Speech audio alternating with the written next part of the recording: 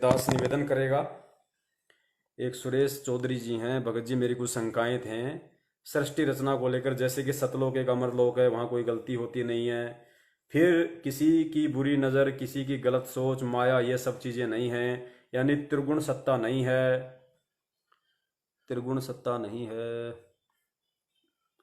ज्योति निरंजन के मन में लोभ, काम, वासना, अहंकार, ये सब चीज़ें क्यों आई? अगर काल निरंजन गलत है तो सभी को इतनी इतनी सज़ा क्यों?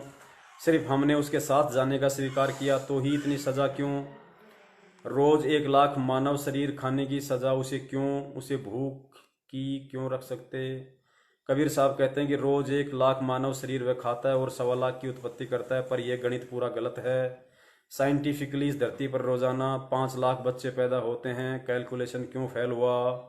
भगत जी ये बहुत ही छोटे छोटे सवाल हैं, बहुत ही नॉर्मल सी ये बातें हैं। हो सकता है आपकी समझ में ना आई हूँ सृष्टि रचना को ढंग से ना पढ़ पाने के कारण, और गुरुदेव ने हमें जो एग्जाम्पल बताए उस आधार से हो सकता है आपकी समझ में ना आई हुई चीज़ें।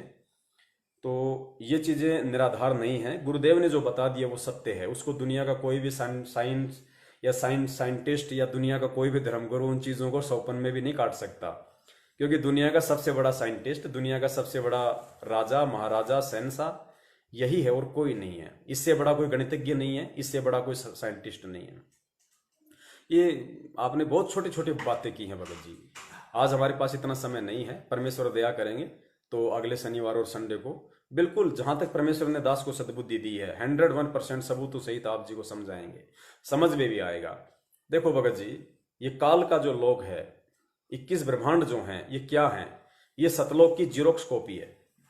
इस चीज को ध्यान देना आप, ये सतलोक की 2 कॉपी है, जीरोक्स कॉपी है सतलोक की।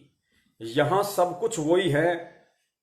अब एक बात बताइए, आज इस काल के लोक में मन है, त्रिगुण माया भी है, यहाँ पे अहंकार भी है, काम भी है, क्रोध भी है, पांचों पांचों यहाँ पे तत्व भी हैं, तीन तीन गुण भी हैं, यहाँ पे सब कुछ है ना।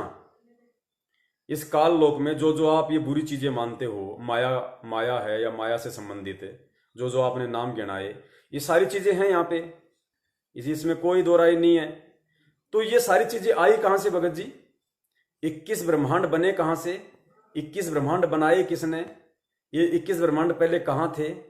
यहां का राजा काल कहां था? ये माया दुर्गा कहां थी? ये सब सतलोक में थे।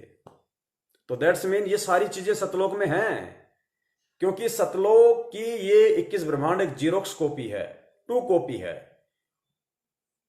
ये सारी चीजें सतलोक में हैं, लेकिन इनका वहां प्रभाव क्यों नहीं है?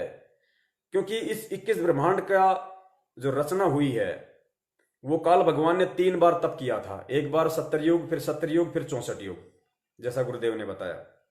तीनों बार इसको क्या मिला? एक बार इसको 3 गुण मिले, फिर इसको 5 तत्व मिले, फिर इसको कूरम से वहां जाके और सामग्री मिली, आत्माएं वगैरह। तो भगत जी इसको कहां से मिली ये चीजें? परमात्मा ने सतलोक से तो दिया ना इसको। तीन गुण और 5 तत्व है, और 3 गुण 5 तत्वों से मिलके पूरा 21 ब्रह्मांड बना हुआ है।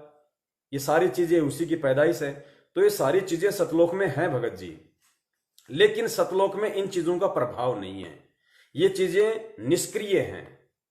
जैसे यहां एक व्यक्ति के मन में कितनी काम वासना होती है, एक व्यक्ति के मन में कितना क्रोध, कितना गुस्सा, कितना अहंकार, कितनी सद्भावना, कितनी दुर्भावना होती है ना। सतलोक में इसका बिल्कुल उल्टा है। ये सारी चीजें हैं वहां पे भगत जी। सृष्टि रचना की सामग्री काल भगवान कहां से लेके आया सतलोक में? परमात्मा ने क्या कहा कि भाई अपने बड़े भाई कूरम के पास जाओ, कूरम के पास में ये सारी चीजें सुरक्षित हैं, आप कूरम से जाके ये सारी जो ये सृष्टि रचना का जो सामान है वो आप कूरम से जाके ले लो। वो कूरम के पास गया, कूरम ने कहां से दिया? मुकुट में से दिया ना भगत जी। परमात्मा ने क्या बताया? ये सारी चीजें कूरम के मुकुट में थी, लेकिन ये डीएक्टिवेट थी। जैसे बॉम्ब होता है, bomb Bhagat ji Indian army के पास भी है, बॉम्ब इंडियन आर्मी के पास भी है, मिसाइलें इंडियन आर्मी के पास भी हैं, लेकिन वो बनी हुई हैं किसी विशेष मकसद के लिए, वो डीएक्टिवेट हैं। यदि कोई नालायक अपनी नालायकी से उसको एक्टिवेट कर देगा तो वो बनाने वाले को भी खत्म कर देगा। वो बम फटेगा, वो बम किसी का सगा नहीं है, वो बनाने वाले को भी मार देगा। तो इसी प्रकार कूरम के मुकुट में ये सारी सृष्टि रचना की सामग्री, ये पांचों तत्व, तीन गुण, ये सारे जो थे ये कूरम के मुकुट में थे, ये डीएक्टिवेट थे भगत जी। इसने जानबूझ के अपनी नालायकी से इसने एक्टिवेट किया उसको, और इस काल भगवान को और अक्षर पुरुष को परमात्मा ने इस सतलोक से बाहर निकालना ही निकालना था। क्योंकि परमेश्वर ने केवल 16 आप ध्यान देना भगत जी, सृष्टि रचना इसीलिए परमात्मा कहते हैं कि जिसको सृष्टि रचना समझ में आ गई वो जिंदगी में कभी मार नहीं खाएगा। परमात्मा ने सतलोक में 17 शब्दों की उत्पत्ति की थी, मात्र 17 शब्दों की, और वो 17 शब्द उसके वही हैं। 16 शब्दों से परमात्मा ने 16 पुत्रों की उत्पत्ति की, वही हैं। एक शब्द से परमात्मा ने सारे फिर वो दीप रचे, सारा वहां पे सतलोक में जो भी थी मालिक ने रचना की। भगत जी, काल भगवान की रचना सतलोक में किसने की? परमात्मा ने। क्यों की? किस रीजन से की? क्योंकि जब परमेश्वर ने अचिंत को सृष्टि रचना का भार सौंपा तो अचिंत ने अपनी नालायकी से सृष्टि रचना के लिए अक्षर पुरुष की उत्पत्ति की। अचिंत ने शब्द उच्चारित किया, अपने शब्द से अचिंत ने अक्षर पुरुष की उत्पत्ति की। तो वो काम सफल तो होना ही नहीं था सृष्टि रचना का। वो जाके मानसरोवर में सो गया। उसको उठाने के लिए फिर परमेश्वर ने अंडे से काल की उत्पत्ति की अपने शब्द से, उसको नीचे भेजा। अब वो किसकी उत्पत्ति थी भगत जी? गुस्सा किसको आया? गुस्सा वहां पे अक्षर पुरुष को आया था जब वो नीचे सो रहा था, और अंडा जब नीचे गया गड़गड़ गड़गड़ करता हुआ, उसकी निंद्रा भंग हुई। तो परमात्मा ने क्या बताया? कच्ची नींद में जैसे आदमी उठता है तो उसको गुस्सा आता है। तो ये चीज वहां की देन है। वो परमात्मा ने उत्पत्ति नहीं की थी अक्षर पुरुष की, अचिंत ने उत्पत्ति की थी। तो वो बिगाड़ खाता होना था। वो बिगाड़ खाता हुआ तो परमात्मा ने उसको वहां से बाहर निकालना ही निकालना था। अक्षर पुरुष के संपर्क में आया काल भगवान। काल भगवान के मन में फिर दुर्भावना आई। अब भगत जी आप कहोगे कि ये वहां पे मन तो है नहीं, तो मन में दुर्भावना क्यों आ गई? भगत जी वहां पे दुर्भावना भी है, वहां पे सद्भावना भी है। किस प्रकार है? फिर आप कहोगे परमात्मा ने कंट्रोल क्यों नहीं किया? ये आपके शब्दों में शब्द निकलेंगे, तो इसको स्वयं ही समझना पड़ेगा। सृष्टि रचना को आप स्वयं अपने आप को शांत कर सकते हो। मैंने क्या कहा कि ये 21 ब्रह्मांड उसकी 2 कॉपी है। आज आप भारतीय संविधान को देख लीजिए। भारतीय संविधान में प्रत्येक नागरिक को स्वतंत्रता है कि नहीं है? भारतीय संविधान में प्रत्येक नागरिक को स्वतंत्रता का अधिकार है। हर आदमी अपना विचार व्यक्त कर सकता है, वो कोई भी कर्म कर सकता है, लेकिन उस कर्म के करने के बाद सरकार ने जो दंड विधान लागू कर रखा है उस कर्म के लिए वो भी उसको भोगना पड़ेगा। इसी प्रकार सतलोक में प्रत्येक आत्मा को परमात्मा ने स्वतंत्र रखा हुआ है। किसी आत्मा पे परमात्मा ने कोई बंदिश, कोई बाउंडेशन नहीं लगा रखा। सब स्वतंत्र थे। हम स्वतंत्र थे तभी तो हम काल के ऊपर आस्था कर बैठे। हम स्वतंत्र थे तभी तो हमने उस परमात्मा के वहां पे हाथ खड़ा कर दिया कि मैं भी जाऊंगा, मैं भी जाऊंगा। हम स्वतंत्र थे तभी परमात्मा ने हमें रोका नहीं और हमें वहां से नीचे डाला। तो ठीक वो जीरोक्स कॉपी यहां का संविधान बना हुआ है, भारतीय संविधान। यहां पे भी स्वतंत्रता है और कर्मों का भोग सबको भोगना पड़ता है। गीता जी भी यही कहती है। तो इसने अपनी नालायकी से भगत जी, इसने अपने बड़े भाई के साथ में इसने बदतमीजी की, इसने बुरा बर्ताव किया। तो भगत जी जब यहां पे कोई किसी के साथ बदतमीजी करता है, क्योंकि हमने यहां के उदाहरणों से सारी चीजें हमने समझनी पड़ेंगी। तो भगत जी जब यहां पे दंड लागू है उन बातों का, यदि आप किसी की बेइज्जती करते हो, किसी की निंदा करते हो व्यर्थ में, तो यहां पे जब दंड विधान है तो वहां क्या दंड विधान नहीं होगा? वहां पे उस आत्मा का फिर कोई रहने का कोई औचित्य नहीं है। दूसरी बात, वहां पे सारी चीजें हैं भगत जी। मन का वास भी है, वहां पे तीनों गुण भी हैं, काम क्रोध ये मोह लोभ सब है वहां पे भगत जी। वासना भी है, सारी चीजें हैं, तभी तो काल के मन में हुई। कैसे हैं? जैसे भगत जी एक 2 साल का बच्चा होता है, उसको भी सुसु होती है। सुसु मतलब उसको भी जनेंद्री है, उसको भी पुरुष इंद्री है 2 साल के बच्चे को भी।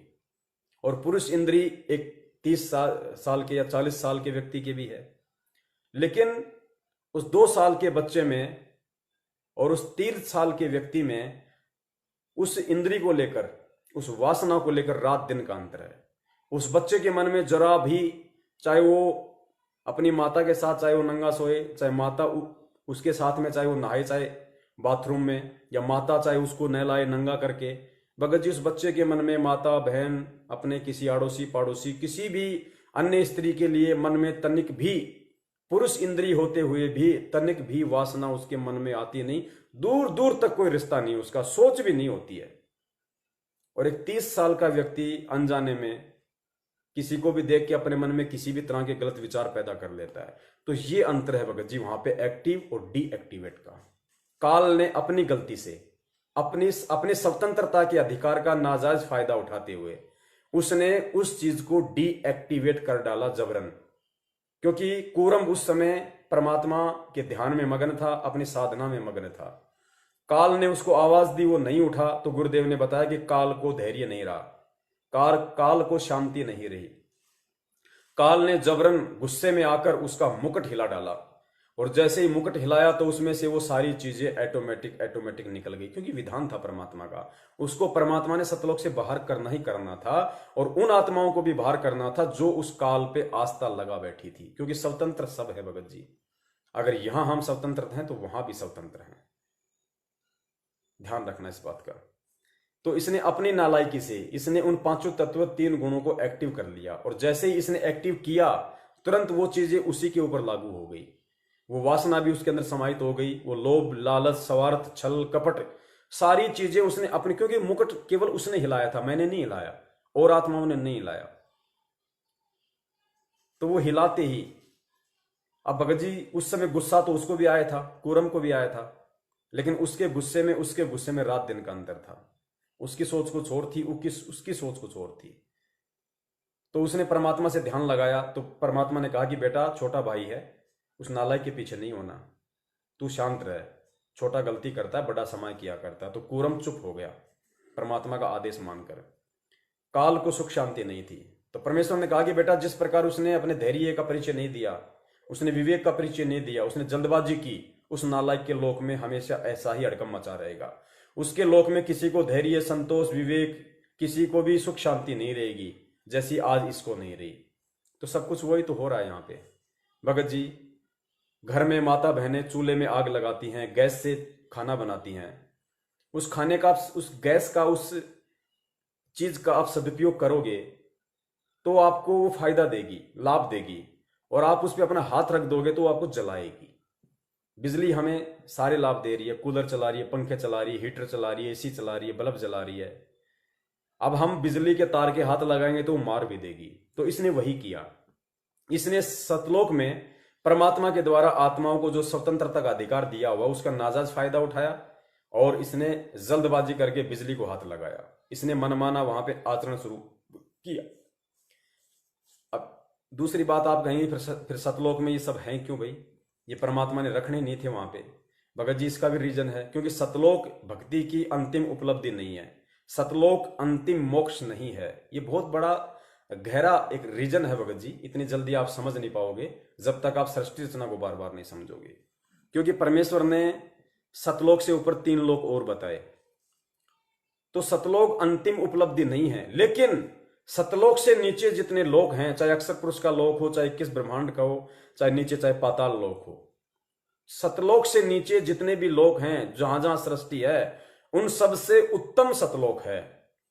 सतलोक में जाने के बाद फिर कर्म दंड ये इस तरह की बातें नहीं है। सतलोक में जाने के बाद यदि आप आज जो ठोकर खा के जा रहे हो, ये लोग गलती नहीं करेंगे दोबारा, क्योंकि इन्हें स्मरण रहेगा इस चीज का। तो सतलोक में जाने के बाद जैसा गुरु जी ने बताया, वहां पे कोई काम नहीं, कोई धंधा नहीं, कोई रोग नहीं, तेज पुंज का शरीर है, आराम से घूमना फिरना, खाना, परमात्मा की भक्ति करना, कोई मरना नहीं, कोई टेंशन नहीं, कोई चिंता नहीं, कोई वो सिस्टम नहीं, वो सत्य है सारी चीजें।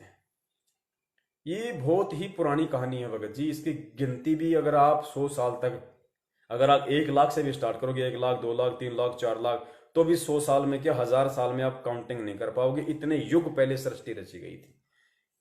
तो ये बहुत लंबी कहानी है। दूसरी बात, परमेश्वर कहते हैं कि अविगत की गति को कोई नहीं जान सकता, कि वास्तव में इसके पीछे का मेन रीजन क्या है। ये दास केवल उतना ही बता सकता जितना परमेश्वर ने दास को सद्बुद्धि दी है, जितना मुझे लगता है सृष्टि रचना के आधार से।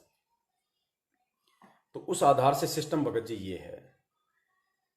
अब आपका एक सवाल था इसमें कि भाई परमात्मा की उत्पत्ति किसने की, तो भगत जी ये तो बिल्कुल ही बेबुनियाद सवाल है।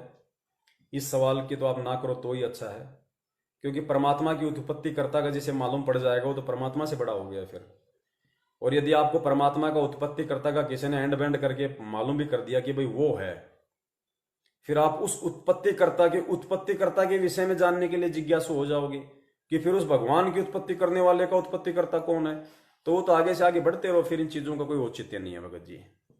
जितना गुरुदेव ने बता दिया, मैं आपको पहले भी कहा था और मैं बार बार कहता हूं इन चीजों को, और गुरुदेव भी ये कहते हैं कि यदि भक्ति मार्ग को समझना है तो आपको सबसे पहले शास्त्रों को आधार बनाना पड़ेगा, क्योंकि शास्त्रों के बिना सतगुरु पहचान में नहीं आएगा। इसलिए शास्त्रों को गहनता से समझना पड़ना जरूरी है, फिर तुम्हें सतगुरु समझ में आ गया। और जिस दिन आपको सतगुरु समझ में आ गया कि मेरा जो सतगुरु है, मेरा जो गुरु है वो सच्चा है, पक्का है, भगवान है, उसके बाद शास्त्रों को, जैसे ये कोर्ट कचहरी वाले लाल कपड़े में फाइलों को बांध के ऐसे पटक के रखते हैं ना, उन शास्त्रों को आप जी एक जगह रख दो, फिर वो शास्त्र पढ़ने की आवश्यकता नहीं फिर आपको।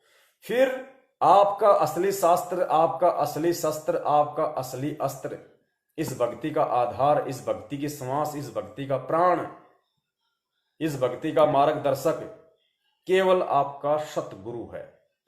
फिर सतगुरु जो शब्द अपने मुख से निकाल दे आपके लिए, जो आदेशित कर दे, जो निर्देशित कर दे, वो आपके लिए लोहे की लकीर हो जानी चाहिए, लो की लकीर, पत्थर की लकीर हो जानी चाहिए।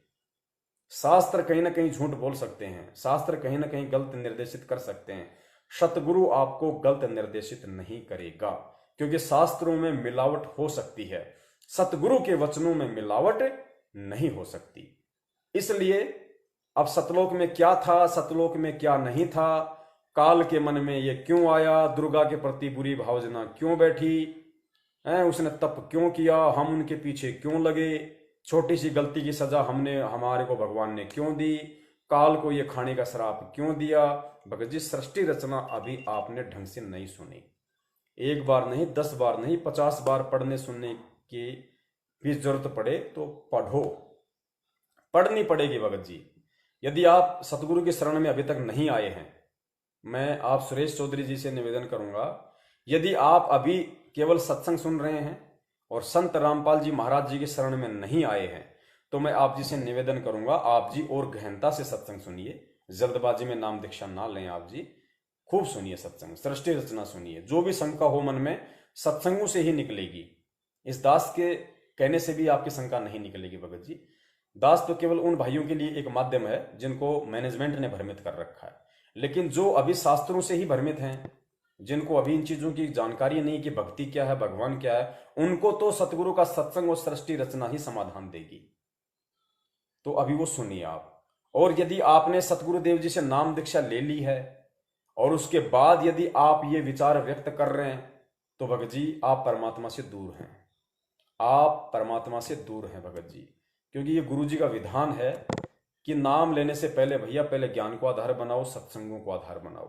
नाम दीक्षा लेने के बाद आप, मतलब नाम दीक्षा से पहले आप ब्लाइंड फेथ मत हो, अंधविश्वास मत करो गुरु पे, भक्ति पे, आंखें खोल के हर चीज का समाधान निकालो।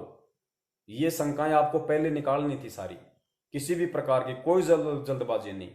गुरु नहीं कहता कि तुम जल्दबाजी में नाम लो, गुरु कहता है मैं यही हूं, मैं कहीं भागने के लिए नहीं आया, सबको समझाने के लिए आया हूं, जो जाने की इच्छा होगी उसको ले जाने के लिए आया हूं, तुम्हारे से पहले मैं नहीं जाने वाला।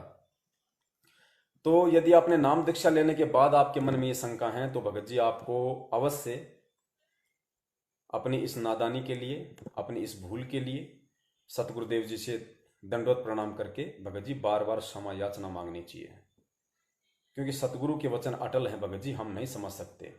गुरुदेव ने सत्संग में बताया ना, बाप के जेब में पेन होता है, बच्चा बोलेगा पापा ये क्या है, पापा बोलेगा पेन है, पेन है, पेन है भाई, पेन है, वो समझ नहीं पा रहा भगत जी। उसको समझने के लिए थोड़ा और तैयार होना पड़ेगा, थोड़ी और उम्र में परिपक्वता लानी पड़ेगी, और एक समय वो ऐसा होगा फिर उसको बाप से पूछने की जरूरत नहीं पड़ेगी पापा जेब में क्या है। पापा बोलेगा बेटा जरा पेन लेके आना, तुरंत दौड़ के ले आएगा। वो ये नहीं कहेगा ए, वो 20 साल का 10 साल का होने के बाद भी ए करेगा, तो फिर पूरी जिंदगी वो ए करता रहेगा फिर। तो भगत जी ये कुछ चीजें ऐसी हैं जिनको हमें भी इतनी गहराई में नहीं जाना चाहिए, कोई मतलब नहीं है। क्योंकि देखो हमें भूख है और हमें पता है कि हमारी भूख और प्यास पानी और चपाती से मिटेगी, तो भगत जी हमें चुपचाप को खा लेनी चाहिए। हमें उसमें तर्क वितर्क नहीं करना चाहिए खाने से पहले कि ये गेहूं की बनी है, बाजरे की बनी है, बाजरा क्यों डला, दोनों चीज़ों को मिक्स क्यों किया, ये बाजरा इतना मोटा क्यों पिसा हुआ है, ये गेहूं कहाँ का है, मध्य प्रदेश का है या पंजाब का है, ये गेहूं, इस गेहूं में 7 पानी दिए फिर 6 पानी दिए। तो हमें इन चीज़ों से कोई मतलब नहीं भैया, खाने को मिल रहा है, अपनी भूख शांत करो, चुपचाप बैठो।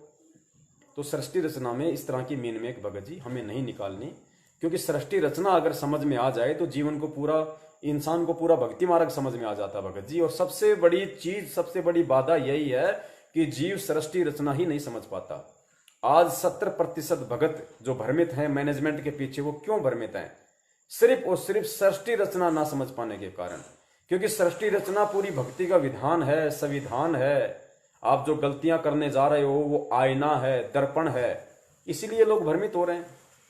अरे हमने सतलोक में ये राजनीति शुरू की, ये घटिया कर्म शुरू किए, इन एक दूसरे के प्रति हमने समर्पण भाव कर दिया। जैसे यहाँ पे अब राजनीति वालों को समर्थन दे रहे हैं, उनको दे रहे हैं, तो सतलोक में भी थी सबसे बड़ा राजनीतिबाज, सबसे बड़ा आरक्षणबाज, सबसे बड़ा सामाजिक संगठन ये काल भगवान ही तो था, जिसको हमने समर्थन दे दिया। वो एक टांग पे खड़ा होकर डांस कर रहा था, मनमाना काम कर रहा था, हमने इसको समर्थन दे दिया। अरे वाह भाई, और 70 युग तक एक पैर पे, भाई वाह कमाल है भाई, है आसक्ता व्यक्त कर दी। आज क्या कर रहे हैं? ये राजनीति, ये नेता, ये सामाजिक संगठन, ये गैंगस्टर, ये क्या है? ये काल हैं। और इन काल के धरनों में हमने इनका समर्थन कर दिया मैनेजमेंट के कहने पे। तो कहां समझी हमने सृष्टि रचना? अगर सृष्टि रचना समझ जाते कि हम लोग कैसे धोखा खाते हैं। अरे सतलोक में भी हमें उस परमात्मा के छोटे बेटे ने धोखा दिया, काल ने धोखा दिया ना। काल के पीछे तो लग के हम यहां आ गए, और यहां भी उस परमात्मा के ही परिवार वालों के पीछे लग रहे हैं, उन्हीं के भाई के पीछे, उन्हीं की औरत के पीछे, उन्हीं के बच्चों के पीछे हम लग रहे हैं। जैसा वो कह रहे हैं वैसा हम कर रहे हैं। अरे वो लैट्रिन खाएंगे तो क्या आप भी खाओगे? फिर क्यों परमात्मा ने सृष्टि रचना सच्चाई? भाई ये 2 कॉपी है, चाहे भक्ति की हो, चाहे एग्जाम्पल की हो, कुछ भी हो। सतलोक की जीरोक्स कॉपी है ये पृथ्वी लोक। यहां पे वही कर्म होंगे जो सतलोक में हैं, लेकिन वहां पे शुद्ध हैं, सात्विक हैं, और यहां पे उनमें गोबर भरा हुआ है। और सतलोक में ये जो सारी चीजें हैं, ये परमेश्वर की जो रचना है भगत जी, सतलोक अंतिम उपलब्धि नहीं है इस जीवात्मा की। सतलोक में भी एक तत्व का शरीर है जिसको नूरी शरीर कहते हैं, जबकि आत्मा के ऊपर कोई शरीर नहीं होना चाहिए। शुद्ध आत्मा उस समय होगी। आत्मा का अंतिम आत्म कल्याण, आत्मा का अंतिम मोक्ष सिर्फ अनामी लोक में जाने के बाद है, सिर्फ अनामी लोक में जाने के बाद। क्योंकि परमेश्वर की वाणी है ना कि लोक अनामी जावेगी वहां कोन्या मिलन चुबारे, कि जब तू अनामी लोक में चली जाएगी। क्योंकि सतलोक में भी तो हमें सारनाम की भक्ति करनी है भाई, सतलोक में भी तो सारनाम की भक्ति करनी होती है। हम आए तब परमेश्वर ने हमें सारनाम नहीं बताया था, और क्या कहा कि बेटा इसको भूलना मत, अगर सारनाम को याद रखोगे तो मैं तुम्हें काल से छुड़ा लाऊंगा। इसने सबसे पहले सारनाम बुलवाया। तो गुरुदेव ने कहा कि सतलोक में भी सारनाम की भक्ति करनी है, लेकिन उसका आनंद अलग है, उसका सिस्टम अलग है। फिर ऊपर के लोगों की यात्रा का फिर सिस्टम है। जैसे यहां से हम ऊपर जा रहे हैं ना, अधिक सुख प्राप्त करने के लिए, लंबे समय तक रहने के लिए, निरोग रहने के लिए, निश्चिंत रहने के लिए, ऐसे ही सतलोक से ऊपर फिर अनामी लोगों की यात्रा है, जहां पे संत रामपाल जी महाराज जी जा चुके हैं, जहां पे संत रामपाल जी महाराज जी की वो आत्मा जा चुकी है कि लोक अनामी जावेगी वहां कोन्या मिले चौबारे। यानी सतलोक, उस अनामी लोक में कोन्या मिले चौबारे। चौबारे का मतलब महल, मकान, रचना, कंस्ट्रक्शन। यानी उस अनामी लोक में जब आत्मा चली जाएगी, जहां पे परमात्मा रहता है सिंगल, जहां परमात्मा ने सर्वप्रथम एक अनामी लोक की रचना की, फिर परमात्मा वहां पे अकेला रहा करता था, गुरुदेव ने बताया ना, वो अनामी लोक अंतिम लोक है। तो कहते हैं लोक अनामी जावेगी, हे आत्मा जब तू अनामी लोक में चली जाएगी तो वहां कोन्या मिलन चौबारे। वहां पे सतलोक की तरह सृष्टि नहीं है, यहाँ पे पेड़ पौधे, माँ बेटा, भाई बहन, वो नहीं है वहां पे। तो कहते हैं लोक अनामी जावेगी वहां कोन्या मिलन चौबारे, आत्मा और परमात्मा वहां ना ही रहते न्यारे। यानी इस अनामी लोक में आत्मा और परमात्मा का अलग अलग अस्तित्व नहीं है। और सतलोक में आत्मा अलग है, परमात्मा अलग है। आत्मा का अस्तित्व अलग है, परमात्मा का अस्तित्व अलग है। आत्मा अपने परिवार के साथ रहती है, परमात्मा सिंहासन पे अलग रहता है। तो सतलोक में आत्मा के ऊपर नूरी शरीर है, अनामी लोक में नूरी शरीर भी हट जाएगा। आत्मा को परमात्मा ने जिस शब्द से सर्जन किया था, उत्पत्ति की थी, उस कबीर परमेश्वर ने इस आत्मा का जिस शब्द से उत्पत्ति की थी, उसी शब्द में वो शब्द स्वरूपी परमात्मा उस अपनी आत्मा को वापस समा लेगा अनामी लोक में।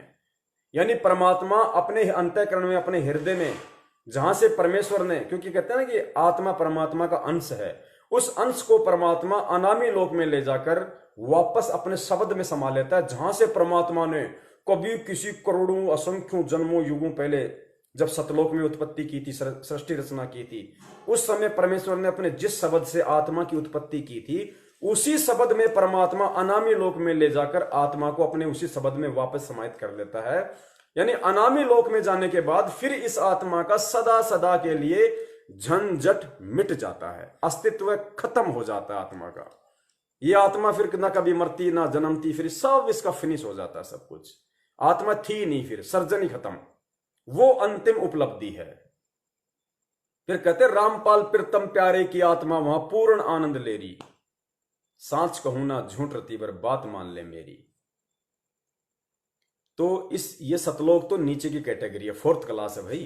सतलोक तो उन लोकों की तुलना में फोर्थ क्लास है, क्योंकि चौथा लोक है सतलोक, फिर अलख लोक, फिर अगम लोक, फिर अनामी लोक, जिसको अकय लोक भी कहते हैं। तो सतलोक तो फोर्थ क्लास है। जैसे हम ट्रेन में जाते हैं, एसी आती है, सेकंड एसी, थर्ड एसी, फिर स्लीपर आता है, फिर जनरल आता है। तो इसी प्रकार भैया सतलोक तो उन लोगों की तुलना में जनरल लोक है, जनरल। लेकिन वो जनरल जो ट्रेवलिंग है, जो यात्रा है, जो डिब्बा है, जो डब्बा है, वो उन लोगों से लाख गुना अच्छा है जो लोग पैदल यात्रा करते हैं जंगलों के रास्तों से, उबड़ खाबड़ रास्तों से, दुखी होके, परेशान होके। उन लोगों की तुलना में वो जनरल बोगी लाख गुना अच्छी है, जो सुरक्षित सीट पे बैठाकर चंद ही समय में इंसान को अपने गंतव्य स्थान तक पहुंचा देती है। इतना फर्क है। तो इन लोगों की तुलना में 21 ब्रह्मांड और अक्षर पुरुष के लोगों की तुलना में सतलोक समझो ट्रेन है, और ये गधा गाड़ी में बैठ के धक्के खा रहे हैं। नीचे के लोग है गधा गाड़ी, वो है ट्रेन। इतना अंतर है। उसके बाद आपकी मर्जी। सतलोक जाने के बाद गुरुदेव कहते हैं आपकी मर्जी, आप आना चाहो वहां से आ जाओ, गलती करोगे आ जाओगे भैया। परमात्मा का सीधा सा विधान है। गलत, क्योंकि आत्मा को तो परमात्मा बांध के रखता ही नहीं, वही स्वतंत्रता है। अगर तुम्हें ठोकर खा के समझ में आ गया हो तो सतलोक में टिकना, अगर फिर गलती कर दोगे तो भैया नीचे पटके जाओगे। ये परमेश्वर ने कहा है, सत्य है। तो सतलोक इस तरीके से है भगत जी। अब एक तो पुलिस में कोई कांस्टेबल है और एक पुलिस में कोई डीजी है, तो है वो भी पुलिस डिपार्टमेंट में और वो कांस्टेबल भी पुलिस डिपार्टमेंट में ही है, लेकिन उनकी तनख्वाह में, उनकी सुख सुविधाओं में, उनके घूमने फिरने में, उनकी ड्यूटी करने में कितना अंतर है भगत जी? रात दिन का अंतर है महकमा एक ही, वो भी पुलिस में, वो भी पुलिस में, लेकिन पोस्ट में कितना अंतर है, सुख सुविधाओं में कितना अंतर है। ठीक इसी प्रकार भगत जी अक्षर पुरुष का लोक और 21 ब्रह्मांड ये काल का लोक, ये है कांस्टेबल, और सतलोक है DG director general of police. और ऊपर के लोग भगत जी फिर आ गए आपके मुख्यमंत्री, अगम।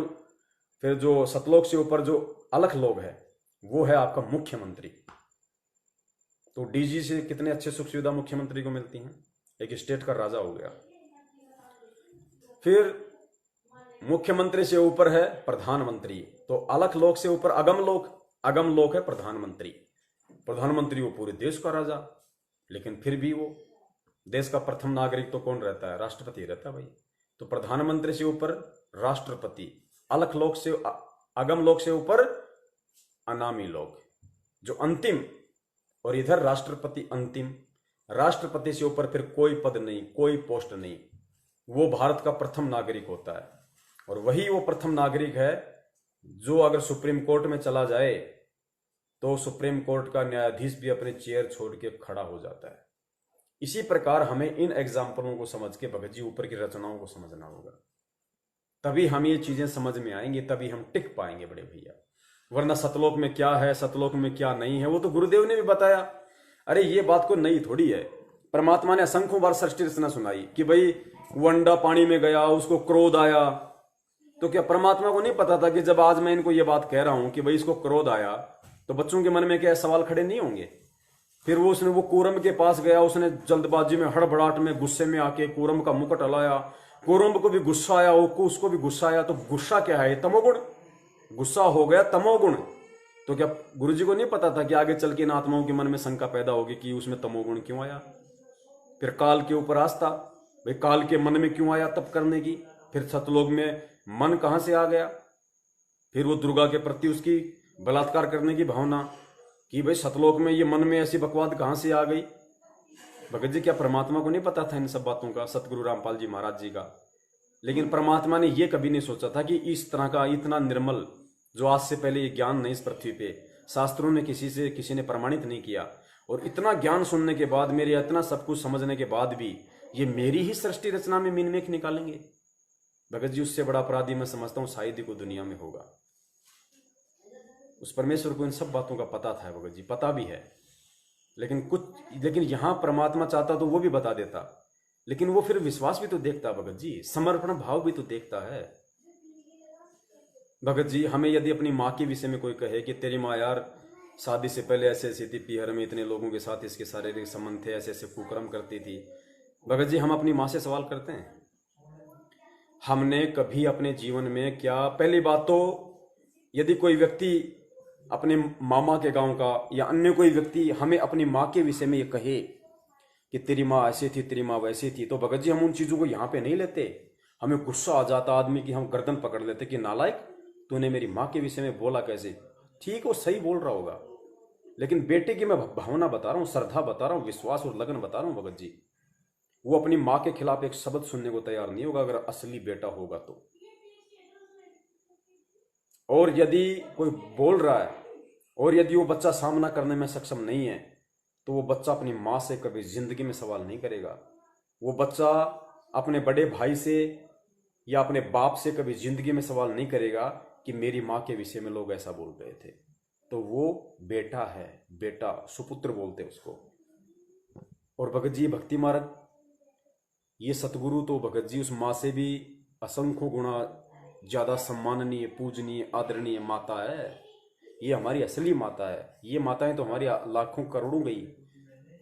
गधे बनेंगे माँ मिलेगी, कुत्ते बनेंगे माँ मिलेगी, सूअर बनेंगे माँ मिलेगी, आज माँ मिली हुई है, कल मिल जाएगी, पहले भी थी, लेकिन ये सतगुरु रूपी माँ नहीं मिलेगी, ये बड़ी मुश्किल से मिली है। और इस माँ पे संदेह करना, इस माँ के जीवन पे संदेह करना, इस माँ के द्वारा बताए गए अपने विषय में शब्दों पे संदेह करना, आप समझ सकते हैं भगत जी कितने बड़े हम दोषी हो जाएंगे इस मार्ग में। क्योंकि यहाँ काल बहुत बड़ी शक्ति है, वो नहीं चाहेगा कि हम भक्ति करें। ये फालतू की जिज्ञासाएं, फालतू के सवाल हैं भगत जी। काल हमें किसी न किसी तरीके से गुरुदेव ने यही तो बताया। गुरुदेव ने नानक जी के बारे में क्या बताया कि नानक जी कहते थे कि साध मिले साड़ी शादी होंदी, बिछड़ जा दिलगिरी वे, अख दे नानक सुनो जिहाना, मुश्किल हाल फकीरी वे।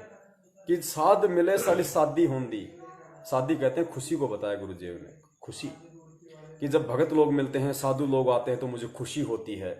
और विछड़ जा दिलगिरी वे, जब वो चले जाते हैं तो मुझे बड़ा दुख होता है। अख दे नानक सुनो जिहाना, मुश्किल हाल फकीरी वे, कि भक्ति करना और करवाना बड़ा मुश्किल है। क्यों? क्योंकि ये भगत यहाँ आए हैं, मैं इनको ज्ञान समझा रहा हूँ, मेरी बातें इनको अच्छी लग रही हैं, ये भक्ति से जुड़ रहे हैं, भगवान की जानकारी प्राप्त कर रहे हैं। और जैसे ही आश्रम से जाएंगे मेरे यहाँ से, नानक जी कह रहे हैं कि इनको जगत में लोग भ्रमित करने वाले मिलेंगे, तरह तरह के लोग इनके मन में फालतू का गोबर भरने वाले मिलेंगे। तो कहीं ऐसा ना हो कि ये उनके प्रभाव में आ जाए और ये सत्संग में आना छोड़ दे, ये भक्ति करना छोड़ दे। इसलिए नानक जी के जो ये हाल था, ये परमात्मा ने शब्दों में व्यक्त किया है। तो भगत जी, इस तरह की जब हम बातें करते भी हैं, ये बहुत सारे पंथ वाले आजकल, ये मदन पंथ वाले हैं, ये सीधे काल के एजेंट है भगत जी। अन्य कोई पंथ वाला है, ये सीधे काल के एजेंट है। इनका मकसद कुछ नहीं है भगत जी, इनका मकसद सिर्फ और सिर्फ काल ने यही देकर भेजा है कि बच्चों, मेरे दूतों, मेरे कुत्तों, तुम नीचे जाओ और संत रामपाल जी महाराज ने एक यथार्थ कबीर पंथ चला रखा है, उसमें गंदगी फैलाओ। किसी भी तरीके से उन आत्माओं को मन में शंका पैदा करो, भ्रमणाएं पैदा करो, किसी भी पॉइंट को उठा के। और हम भगत जी नादान हैं, हमारे अंदर फिर इतनी बुद्धि कहाँ। हमें कोई एक बोल देता तो हम उसके दो सुनने को और तैयार रहते हैं। भगत जी ऐसा नहीं होना चाहिए। ये हमारी असली माँ है, हमारा असली बाप है, हमारा असली भाई है। आज से पहले गुरु सतगुरु भगवान को लेके जितने भी गाने, सत्संग, भजन, कहानियाँ, जितने भी चीज़ें हैं वो केवल इस भगवान के लिए हैं भगत जी। वो सारी कहानियाँ इस भगवान के लिए बनी है, सारे एग्जाम्पल इस भगवान पे विश्वास पैदा करने के लिए बने। तो हमने भगत जी सतगुरु की शरण से पहले जितना सब कुछ इंक्वायरी करनी है कर लो, उससे नाराज नहीं है गुरु। शरण में आने के बाद यदि आपने इंक्वायरी करनी शुरू कर दी फिर परमात्मा दूर हो जाएगा भगत जी, क्योंकि मन में दोष आ जाएगा, जाहिर सी बात है, विश्वास नहीं रह जाता। तो जब विश्वास ही नहीं है तो फिर परमात्मा साथ में कहाँ आएगा भगत जी। तो इतनी सी बात है और परमेश्वर दया करें। हम सभी भाई बहन सतगुरु रामपाल जी महाराज जी की असीम अनुकंपा से इसी तरह सप्ताह में 2 दिन शनिवार और रविवार को रात्रि 8:30 से 10:30 बजे या जैसा भी परमेश्वर टाइम दें, हम साथ संगति करते रहें। अपने मन के भाव, अपने मन की बातें, अपने मन के विचार, अपने मन के अनुभव एक दूसरे भगत भाई से शेयर करते रहें। हमारे अंदर दृढ़ता बनी रहेगी। जब तक हमारे पिताजी बाहर नहीं आते हैं तब तक हम भक्ति पे टिके रहेंगे। परमात्मा की ही रजा से, उन्हीं की सत्प्रेरणा से सब कुछ हो रहा है। और विरोध करने वाले भी भगत जी हजारों की संख्या में हैं। खुद काल एजेंट सतलोक आश्रम मैनेजमेंट आप और हमारा सबसे बड़ा विरोधी है। शंका समाधान चैनल यूट्यूब पे तो उन्होंने 2-3 स्ट्राइक लगवा दी हैं, हो सकता है वो बंद हो जाएगा, लेकिन फेसबुक पे उनका कोई जोर नहीं चल सकता भगत जी। फेसबुक पे वो स्ट्राइक नहीं लगवा सकते, फेसबुक पे वो कुछ नहीं कर सकते। तो इसीलिए हमें परमात्मा ने फेसबुक का एक माध्यम दिया और बहुत अच्छा प्रभाव भगत समाज पे वर्तमान में पड़ रहा है, जिसकी मैं कल्पना नहीं कर सकता था। धन्य हैं वो आत्माएं जिनको परमेश्वर ने निमित्त बनाया, दास को ये संदेशा दिलवाया कि भगत जी फेसबुक पे लाइव आने का विचार करो। भगत समाज को इस समय अति आवश्यकता है एक रास्ता दिखाने की, एक रास्ता चुनने की। तो परमेश्वर जिसे चाहें, जिसे निमित्त बनाएं, जिसके माध्यम से अपना काम करवाएं, वो उनका काम है। हम सेवक हैं, हमारा काम केवल सेवा करने का है। हम निष्काम भाव से, छल कपट रहित, हम अपने भगत भाइयों की सेवा में सतगुरु की प्रेरणा से इसी तरह हाजिर होते रहेंगे जब तक गुरुदेव हिसार जेल से नहीं आ जाते हैं। और जब गुरुदेव हिसार जेल से आ जाएंगे उसके बाद फिर गुरुदेव की मर्जी, हम उनसे प्रार्थना करेंगे, गुरुजी हमें आदेश देंगे तो हम इसी तरीके से लगातार साथ संगति को जारी रखेंगे। और गुरुदेव कहेंगे कि बेटा कोई दिक्कत नहीं, अब मैं आ गया, बैठ के अपनी भक्ति करो, अपना काम धंधा करो।